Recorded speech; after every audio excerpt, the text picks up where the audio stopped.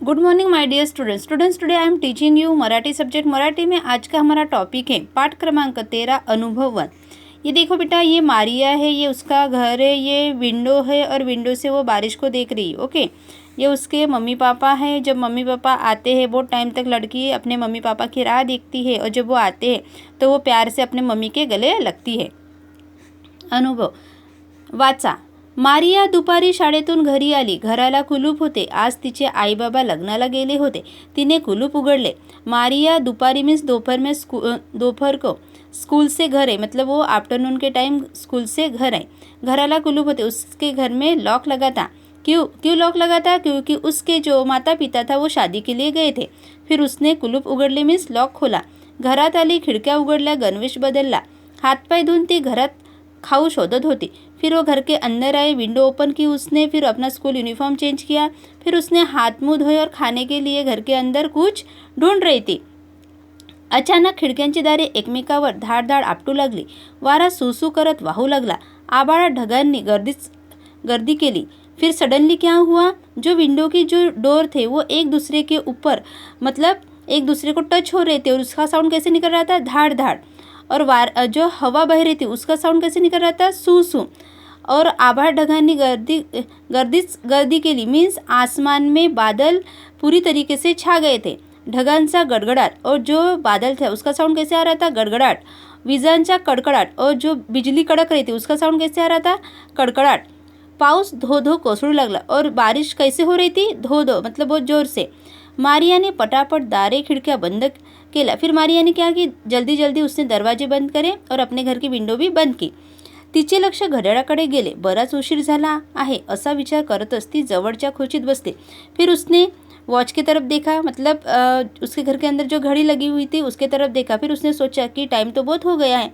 ऐसा सोचते सोचते नज़दीक में उसके पास एक खुर्ची थी, वहाँ बैठ गई. हळूहळू तिला पावसाच्या कविता आठवू लागल्या. ती कविता गुनगुनू लागली. फिर धीरे धीरे उसको बारिश की पोएम याद आने लगी और फिर वो आठवू मतलब याद, और फिर वो कविता गुनगुनू लगली, मतलब वो मन के अंदर पोएम बोल रही थी.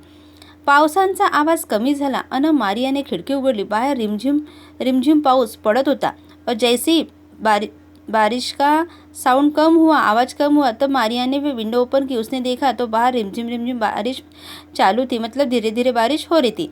वाहणाऱ्या पाण्याचा खडखडाट और जो पानी बह रहा था उसका साउंड कैसा था बेटा? खडखडाट. हळूहळू कमी झाला आणि थोड्याच वेळात पाऊस थांबला. फिर जो पानी बह रहा था जमीन से उसका साउंड भी कम हो गया और थोड़ी देर के पास बारिश बंद हो गई. झाडांच्या पाण्यातून टपटप पानी गड़त होते और जो पेड़ के पत्ते थे उसमें से जो पानी गिर रहा था उसका साउंड कैसे हो रहा था? टप टप. पानात बसलेले पक्षी बाहर आले और जो पक्षी पानी की वजह से, मतलब जो पंछी बारिश की वजह से छुप कर बैठे थे वो बाहर निकले. पंखांची फड़फड़ करून त्यांनी पंखावरील पानी झटकले. पंखांची फड़फड़. जब उन्होंने अपने पंख खोले और उसका जो साउंड निकला तो वो कौन सा था? फड़फड़. फिर उन्होंने अपने पंख के ऊपर से, मतलब उनके जो पर थे उसके ऊपर जो पानी था वो उन्होंने नीचे गिराया. मारिया ने आकाशाकडे पाहिले. बाहर लख ऊन पड़ले होते और जब मारिया ने आसमान की तरफ देखा तब उसने देखा कि धूप बहुत तेज निकली थी. सगळीकडे कसे स्वच्छ सुंदर वाटत होते, मतलब अभी तो बारिश हुई थी लेकिन थोड़ी देर के बाद धूप निकली और पूरा आसमान साफ हो गया और जो एटमॉस्फेयर था बाहर का, मतलब जो वातावरण था वो कैसे दिख रहा था? सुंदर दिख रहा था. तेवढ्या दारावरची बेल वाजली. Ding dong. आई आली असे म्हणतच मारिया पळत पळत दाराकडे गेली. तभी उसकी डोरबेल बजी.